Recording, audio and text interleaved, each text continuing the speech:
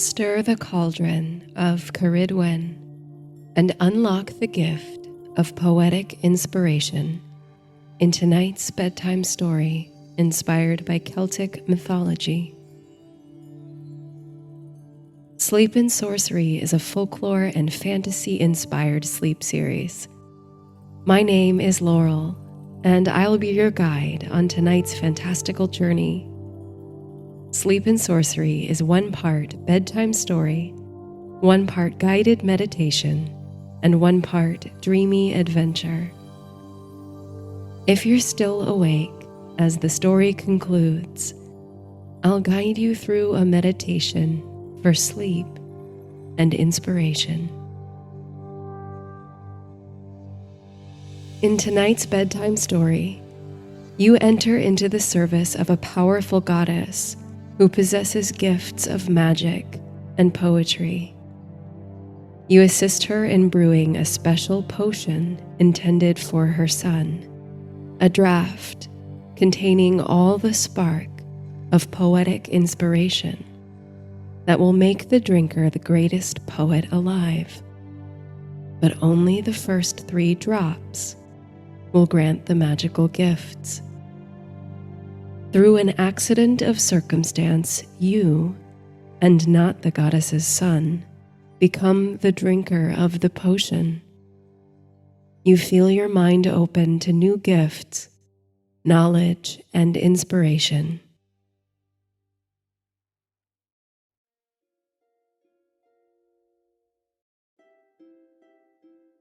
And I am he, and well I know, Cerridwen's power protects me still, and hence o'er hill and vale I go, and sing unharmed whate'er I will. She has for me time's veil withdrawn, the images of things long gone, the shadows of the coming days are present to my visioned gaze. The Cauldron of Cerridwen, Thomas Love Peacock.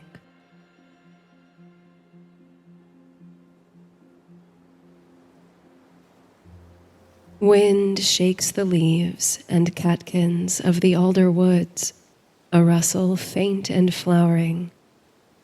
You feel the breeze disturb the grasses and send a tingling down the back of your neck and shoulders. It seems to you that the breeze almost sings, soft and sweet with the touch of evening, with a voice at once familiar and foreign. You catch yourself humming, trying in vain to harmonize with the near inaudible tones of the wind. Would that you were a harp, and the breeze might play your strings with its tender hands. Would that you could make such beautiful, otherworldly music. A word forms soundlessly on your tongue, but lingers there and dissolves. You can hear it almost echo in your head, but you cannot bring it forth. Not yet. A sigh escapes your parted lips, and you return your eyes, which have drifted toward the tops of the alder trees, to your task. Your hands have never stopped their toil, of course. The goddess forbade you to let your arms fall, or to slow your speed, or forget your task. Now, your gaze falls again on the simmering surface of the liquid. Funny, you think, how it changes color and consistency as you stir, how you do not seem to recognize the change as it happens. But if you turn away for even a moment and return to the sight, it seems to you a wholly new thing. Moments ago, you could swear its color was a deep and opaque purple, its consistency thick and resistant. Now, it bubbles crimson with an edge of shining gold, and it moves like weightless water against your paddle. You've found a constant rhythm of stirring, your paddle hardly touching the rim of the cauldron, moving smoothly widdershins through the bubbling potion. How many nights have you toiled? How many more lie before you in your task? The ache in your shoulders from the first few hours of labor has dulled to quiet relief, as though your body has surrendered to the repetition of the task. Round and round you stir. The goddess, the lady, honored you with the assignment. She picked the herbs and berries from the hazel grove. You were not by her side for the harvesting. She went alone, as she often does, to yonder woods. She passed, you think, beyond the veil of the world even, into that unknown country where there are herbs and flowers and simples unfamiliar to those who walk upon the green earth. When she returned, you watched her from the window of your quarters as she prepared the ingredients and set the mixture to boiling over a blazing fire on the shore of the lake. You are only a low attendant to the lady of the castle, but she dotes on you, giving you a chamber of your own with a view to the lake. There are some in the village who whisper about her ways, her affinity for magic and the healing arts. They call her sorceress, enchantress, witch. But to you, she will always be the goddess. In the spring, she blesses the groves and fields of grain. At the harvest, bearing her willow staff, she oversees the cutting of the corn and barley. She sings and plays the harp as beautifully as any bard, rules the land fairly and justly, and does kindness to the unfortunate. She took you into her service and treated you with compassion and curiosity. To you she is like a mother, a teacher, and a friend. The lady Cerridwen has her own children, a daughter, bright-eyed and well-loved, and a son, lacking in beauty, charm, or wit. It's out of tenderness for him that she set about making the potion you now stir. If brewed carefully and administered properly, the potion holds the power of poetic inspiration and the potential to make the drinker wise beyond measure and possessed of divine poetry. A coveted gift indeed, and one that would bless Cerridwen's son to a charmed life and immortality through song and poetry. With such gifts, he might be happier, more loved, more accepted by his peers. Cerridwen loves her children and laments to see them suffer. Thus, she undertakes this most difficult and precise of potions with your valued assistance. The heat from the fire tickles your toes. The potion, somehow right before your eyes, has gone all gold and sparkling. Spirals of steam curl upward from the surface, carrying whiffs of herbal scent to your senses. There's a fragrance you recognize, the mysterious perfume of wild poppy, you suppose. But all else is unfamiliar, either blended into the unknown or produced by plants salvaged from that other world.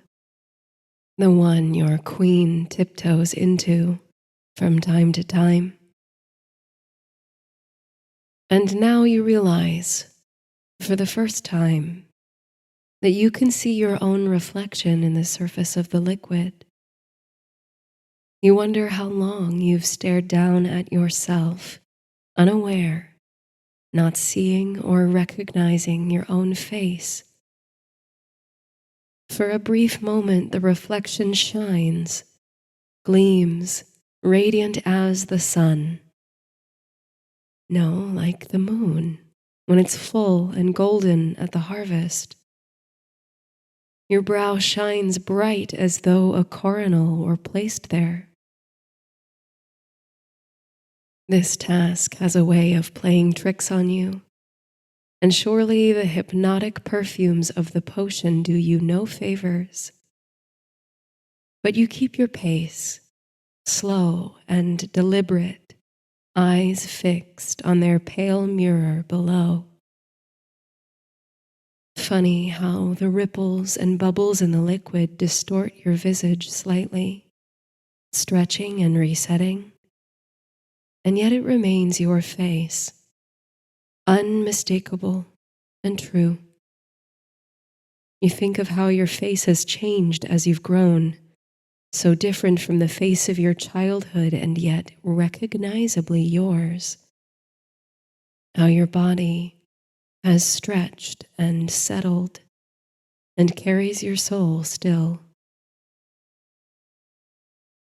An assemblage of words float distantly in your subconscious, rippling like water or wind.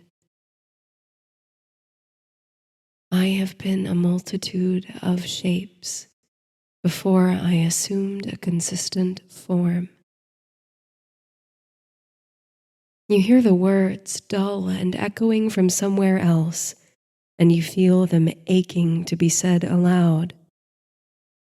They do not come to your lips, but you can almost taste them. You feel the dimming of night creep across the land, curling around your shoulders. The next time you steal a glance at the sky, away from your toiling, the moon is bright and waxing nearly full. You mark the phase in your mind and search your memories for how many moons like this have hung in the sky. How many months have you stirred the cauldron now?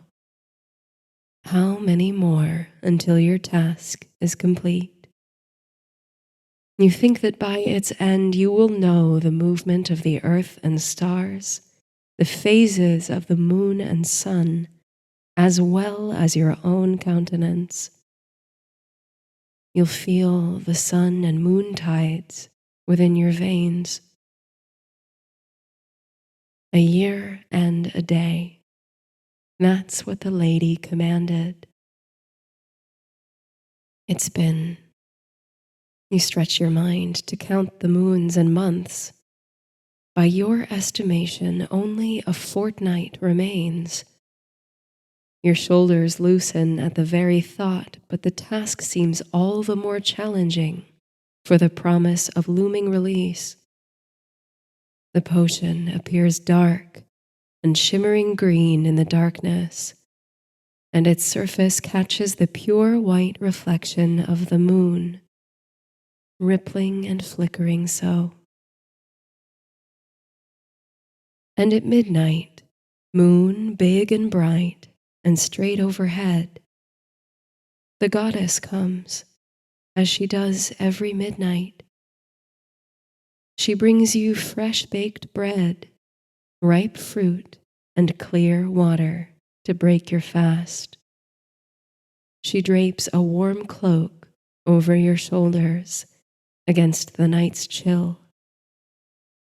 She looks upon the cauldron with quiet composure, and she sets you back at your work. It seems the moon shines brighter when she's at hand, as if just as the tides are drawn to the movements of the moon, so is the moon tied to her. It sinks close to be nearer her presence, and as she departs, it slowly shrinks back to its corner of the sky, having drunk its fill of her beauty. You like the night, the hum of crickets, the call of owls, and the rustle of night breezes. The crisp evening air is a balm to your sore muscles and perspiring brow. Before you undertook your labor, the Lady Cerridwen worked her enchantments so that you would need little nourishment and not a wink of sleep to disturb your year-long effort. Still, sleepless, each night you dream. Shapes and images take form out of formlessness on the surface of the potion. From whence they come you cannot say, whether from your own mind searching for pattern in the darkness, or from that other world where dreams are made. They are strange sometimes, and often delightful. You recall one dream or vision that came to you in the cauldron many months ago. It was, you think, at the flower moon, not long after Beltane. It seemed that petals of broom, meadowsweet, and oak flowers fell delicately into the cauldron, though none of those plants grew nearby. And as you watched, they fell into the pattern of a woman's form, a flower maiden, who then sprung to life as flesh and blood. Another night, it seemed to you that a fleet of boats sailed across the surface of the potion, miniature but so real to the eye you could have reached out to touch them. In the bow of the boat at the head of the fleet was a king, crowned and robed in finery. You stirred the cauldron still, and your movements created the gentle waves upon which they rode. Then before your eyes the tiny ships passed through a shimmering veil and vanished. And then upon the water a mist seemed to hang, shining and golden beneath your moon. 3 boatfuls of men stood in the mists, and another world took shape in the shifting winds. The men were fierce of face, warrior stock, and you watched them lay siege to an unknown kingdom. The people of that country in the mist went not quietly, but fought bravely and without restraint. But the invading forces claimed a hard-won victory. And then you watched as the surviving force, the king and a mere 7 men, returned on their boats, now laden with the spoils of war, pearls that shone with inner light, a brindled ox richly adorned, and most prized of all, riding in the boat with the king, the cauldron of the chief of the other world, a cauldron that brought forth wine and food aplenty, never running out. When you recall the dream now, once again some distant verse is there on the wind, or in the recesses of your mind, words that find no voice. I have been a sword, narrow, variegated. I have been a tear in the air. I have been in the dullest of stars. You stir on round the rim of the cauldron. The potion, though low lit, is a pale silver green now. Your paddle sends gentle ripples through the liquid. For a moment, Your eyes slide out of focus, your vision blurring.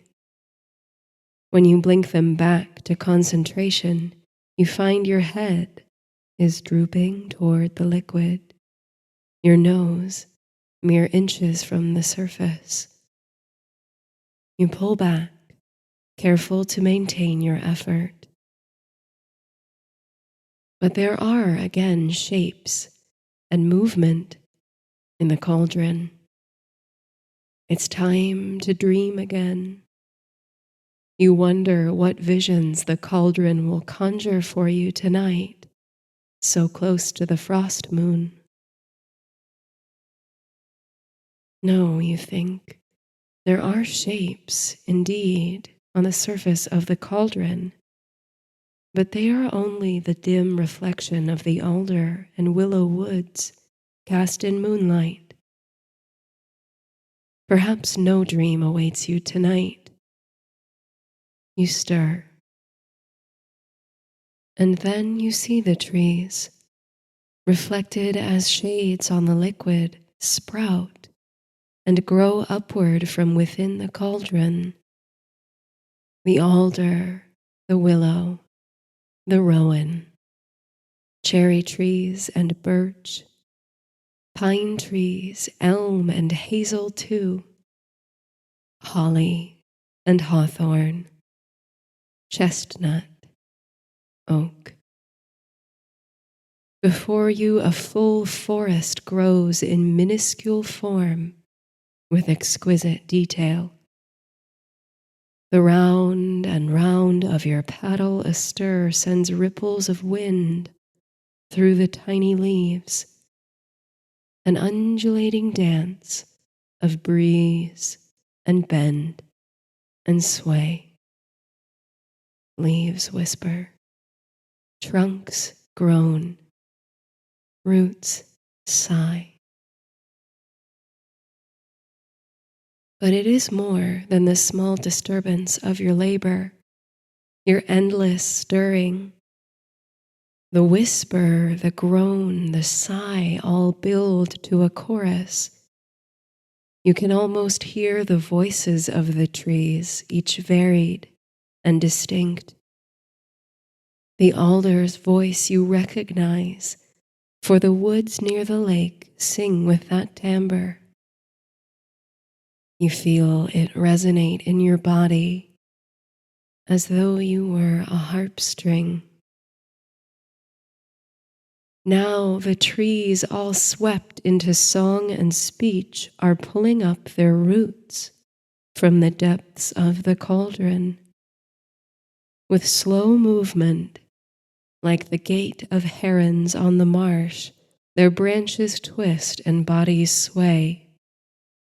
They move with deliberation into formal rows and groupings, readying, you realize, for battle. Transfixed on the slow and steady spectacle, you watch the very trees assemble armies.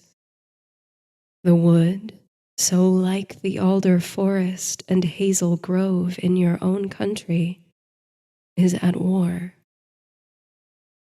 Perhaps enchanted to enact some conflict between gods and sorcerers. Or, and this thought gives you some amusement, what you see is a reflection of reality. As if the trees and woods of your world are always moving toward war, but they move so slowly that their efforts are imperceptible to the mortal eye, their conflict playing out over the ages, unseen by man.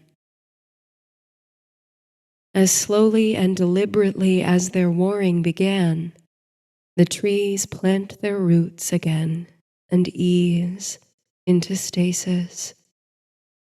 Soon the only movement left in the forest of the cauldron is the windswept shaking of leaves. The alder, sacred king of the forest, is the last tree to resume stillness. And sometime later, the liquid is clear and rippling again, the forest cleared and dissolved into mist, though your eyes hold the image of the battling trees for a long time still. Again, you question the source of the dreams on the water. Are they gifts of the goddess to pass your time without tedium? Shadows of history or prophecy, things that have been or things that have not yet come to pass? Or are they visions born of the cauldron itself, born of the potion of poetic inspiration? Are they poetry made solid? Somewhere in the chamber of mind and memory, you hear in your own faraway voice, I have been a word among letters. I have been a book in the origin. You turn the paddle round the cauldron's edge, and soon it's dawn again, the sun breaking with golden crest over the forest, which sparkles with fresh dew. In the chill of early morning, you're warm beside the cauldron and the flame. The dawn chorus, led by the blackbirds and thrushes, swells amid the trees. And so the cycle begins again. As you stir, it seems you keep the wheel of time turning, the arc of the sun powered by your mechanical movements, and the travel of the wind spun in your hands. You turn the earth and wake the moon. You set the moon and call forth the sun. Should you stop your labor, let the potion simmer unstirred. You'd be surprised if the world didn't halt in its tracks, frozen in stillness and unmoved by time. I have been the light of lanterns, a year and a day. The moon changes to full, then wanes, night by night, to the faintest of glimmers. If your attention to the moon phase is right, though after all this time at work, you do not know if you can rely on your memory, at the dawn after the new moon, you will have completed your task. 1 year and 1 day. The potion and its power of poetic inspiration will be activated. You expect the goddess will fly to your side at its moment of readiness. You look forward to putting down the paddle at last. And you wonder if you will be handsomely rewarded for your effort. A castle, perhaps, or a great feast in your honor, gold and titles. Though as tempting as the thought of riches and recognition may be, a part of you, buried somewhere under devotion and loyalty, would be most satisfied by no more than a drop of the potion itself. You long to enjoy the fruit of your labor and to feel in your own body and mind the effects of Cerridwen's magic, to taste the spark of poetic inspiration. But you must shrug off this dreaming. Of all the rewards that might await you, this is the only one the goddess cannot and will not grant. For the art of her magic is precise, with no room for error, and only the first 3 drops of the potion of poetic inspiration will grant its gifts to the drinker. The potion is intended, as you know, for the lady's son, and no drop will go to waste on you. Still, you think, what a poet you'd be, were you given the skill and savvy. If you could find the words and string together the songs, you'd bring to life the visions that float on the surface of the cauldron. You'd call up the very roots of the trees and wake the rocks of the mountains to sway to your songs, like that ancient bard, Orpheus. And indeed, a gifted bard is always met with praise and honor at Cerridwen's court. Would that she would honor you so, and listen to your voice and harp at the great feasting days. What a poet you would be.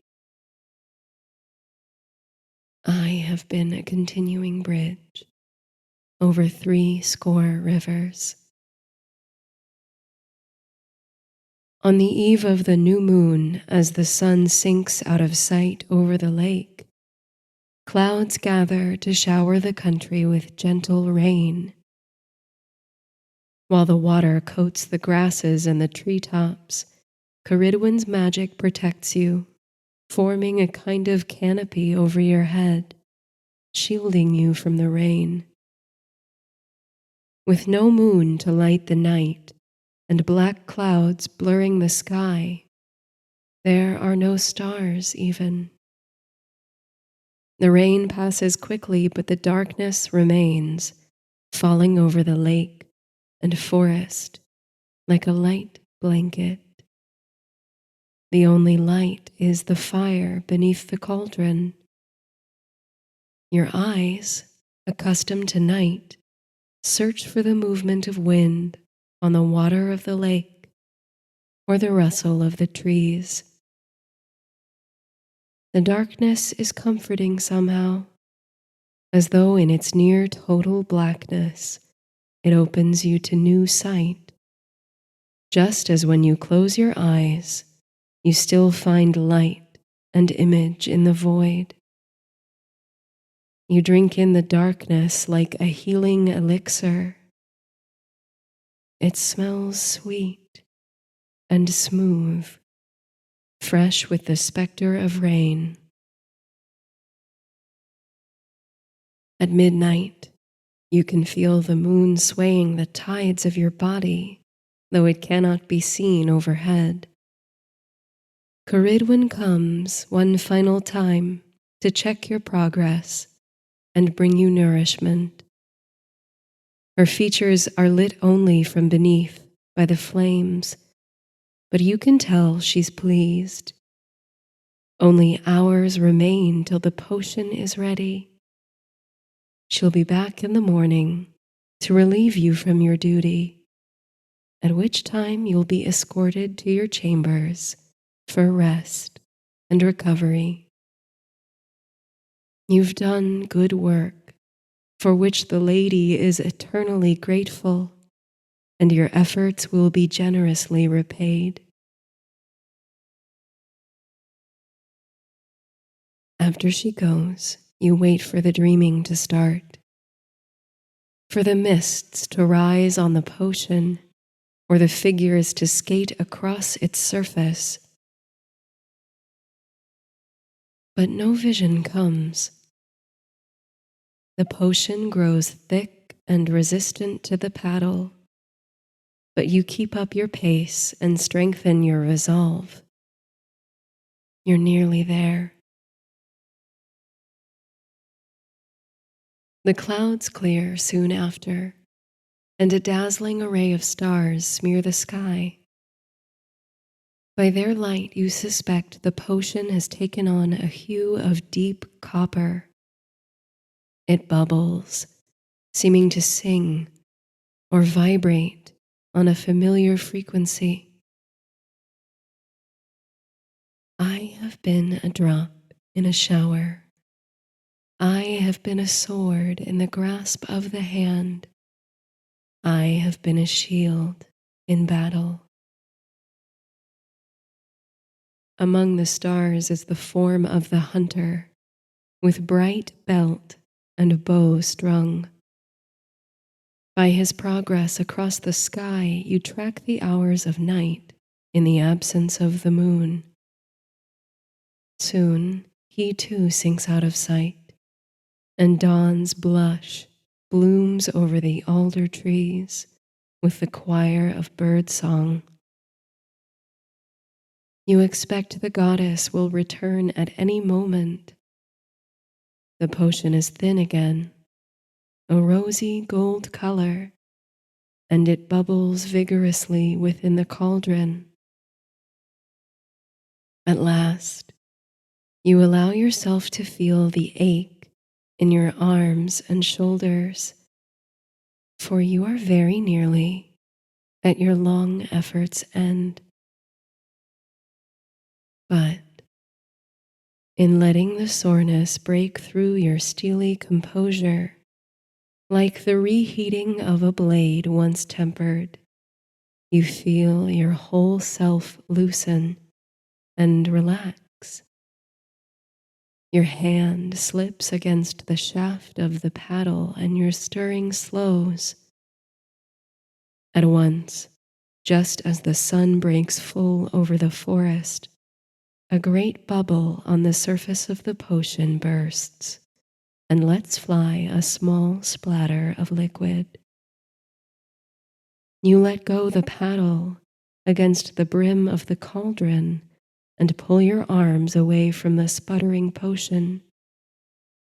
And just then, 3 drops of rosy liquid, hot as bright coals, land delicately upon your hand.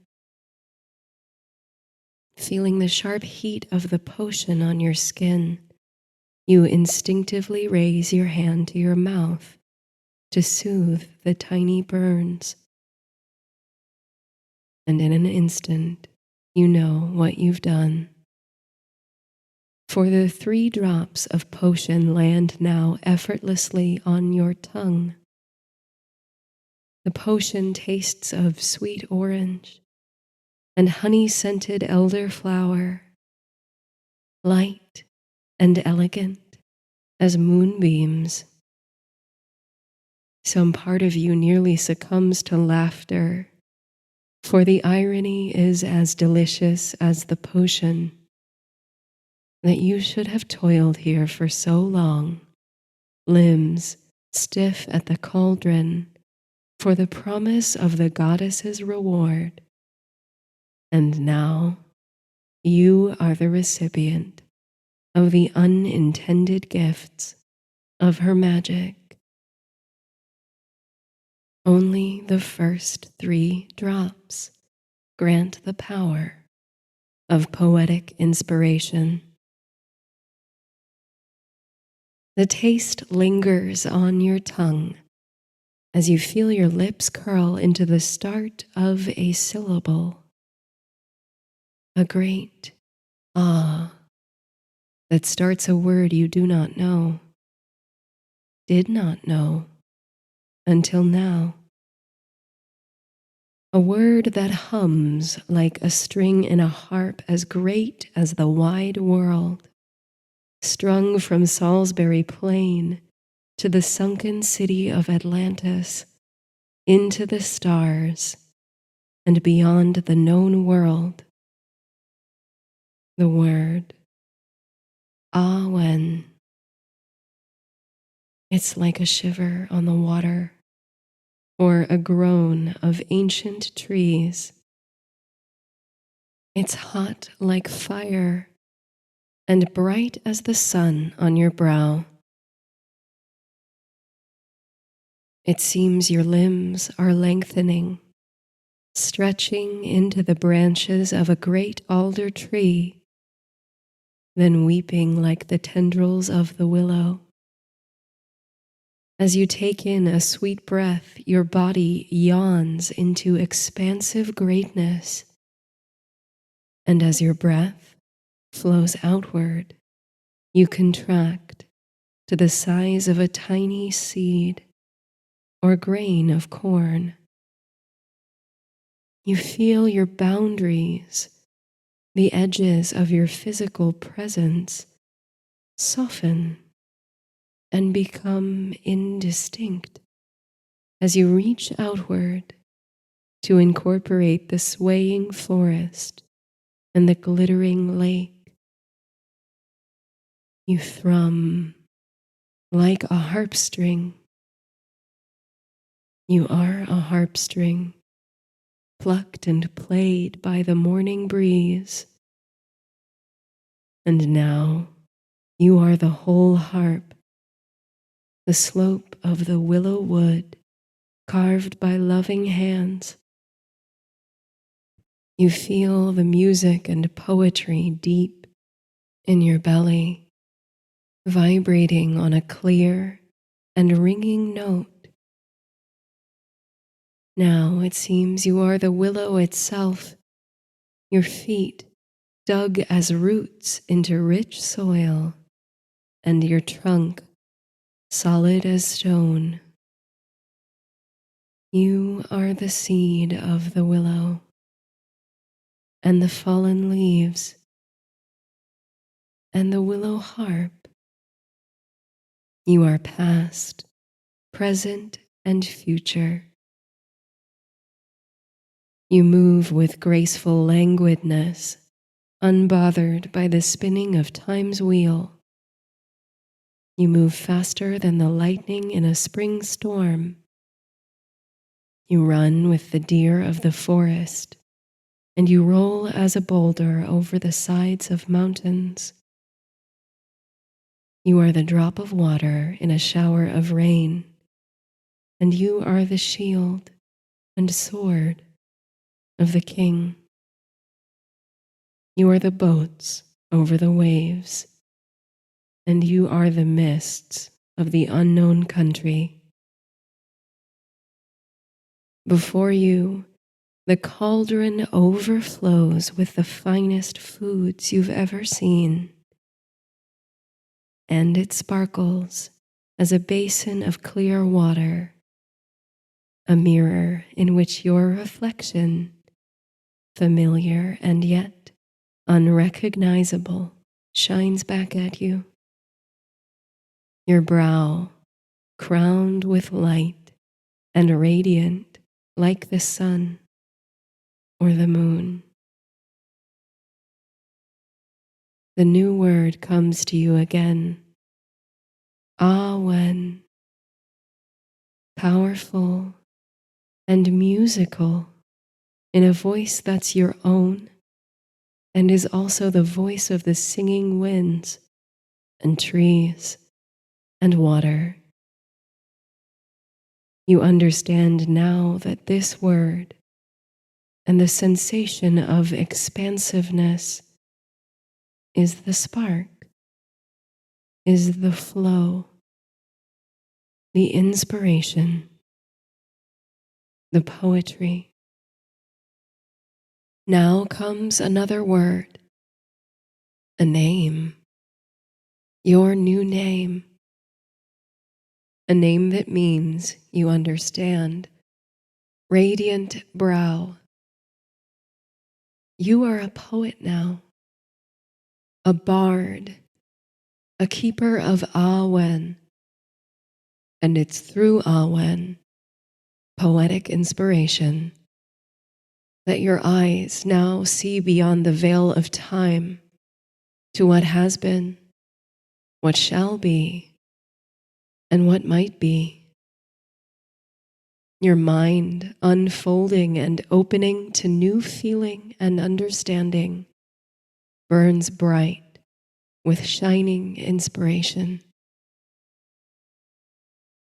All at once the visions of the cauldron move with elegant clarity through you, and they climb your harp strings to become words and songs. You can reach through the visions to pull forth the epic songs and sagas of great kings and warriors of a distant past. And you can reach forward to pull into song the shadows of things to come, past, present, and future dissolve into a constant march of poetry folded into your mind as Awen.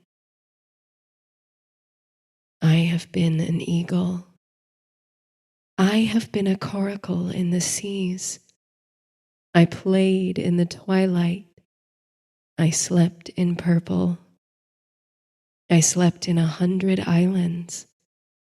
I dwelt in 100 castles. A golden gem in a golden jewel. I am splendid as the stars.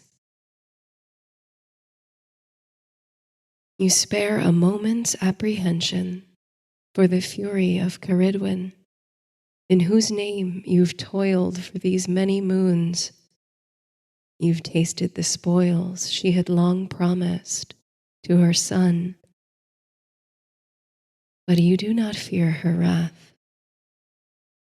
For as you call up her image in your mind, you see her face radiant with love in the presence of your gifts, shining with tears and devotion, as if you were indeed her child. It was your fate to stir the cauldron, to receive the visions, to drink the potion. Cerridwen is the mother of your poetry, and she remains the goddess, the muse, in whose name you will sing always. Carrying forth your new gift and your new name, you rise from beside the cauldron. You'll leave this place to seek the promised willow tree, whether in this world or that other world beyond the veil, wherein your harp lies raw and uncarved. It already exists.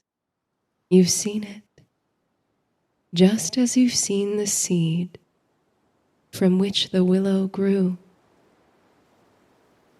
But someone will have to reach in and give it form, string it with horsehair and silk, and tune it to the music of Awen.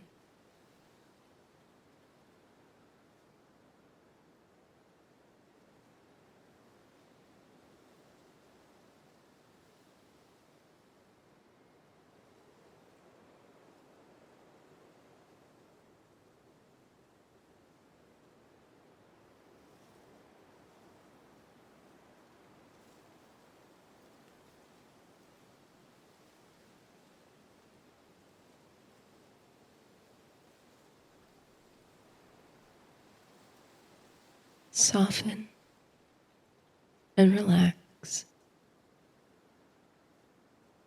Find stillness. But in that stillness, recognize the rise and fall of your breath, the slowing down and the softening of your body, the tiny movements of your muscles as they settle into relaxation. Notice how the earth vibrates beneath you, solid and still, yet always in subtle motion, breathing with you, humming in the silence like the oscillation of a harp string. Feel yourself like a single notch in a single string in that harp, which is larger than the world. Feel its movement and its music flowing through you like breath. Soften, relax. Feel yourself melt. Your edges melt away.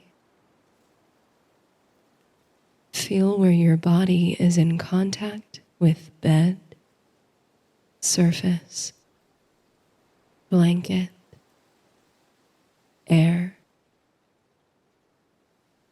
and let the distinctions become fuzzy. Let the edges blur. Feel how you are part of everything around you, how you do not end or begin, but simply move through space and time like a wave on the ocean or a hum through harp strings, part of the larger melody and movement. Soften. Breathe. Feel yourself like a great tree with roots that burrow deep in the earth and branches that stretch high in the sky. Feel grounded in the earth and ever drawn upward into infinity. Be still, solid, and steadfast, yet allow yourself to bend and breathe and sway. Feel how your roots connect and communicate with the whole of the forest, an enormous, interconnected system grounded in history and nourished by the elements, containing in it all the stories of the past, all the rings round the trees, all the seeds of future generations,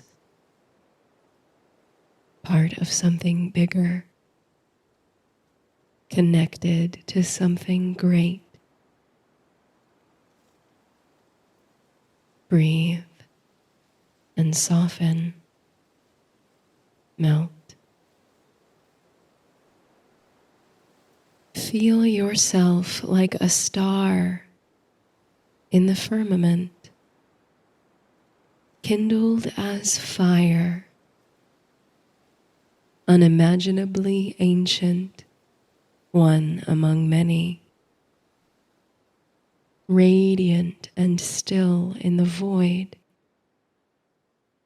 Feel your light travel, reach distant planets, shine on unknown worlds.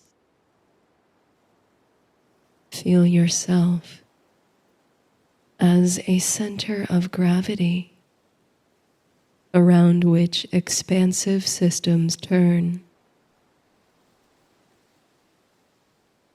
Let your breath sustain your light and the revolutions of galaxies, and feel yourself strung like the harp to your kin, the other stars that seem so far away, but are part of your same constellation. Feel their warmth upon you and breathe with them. Feel your light nourish the tree. Feel your branches flourish in the light. Feel the breeze play upon your strings.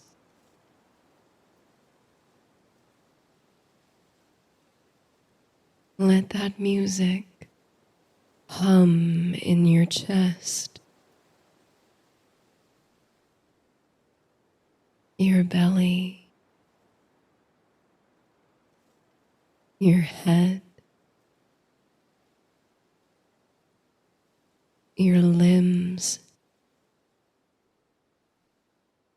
your roots, and out beyond your edges. Wrap yourself in a soft blanket of quivering music, honey sweet and warm.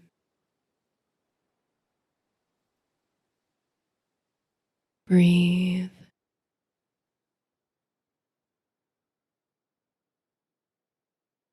Sweet dreams.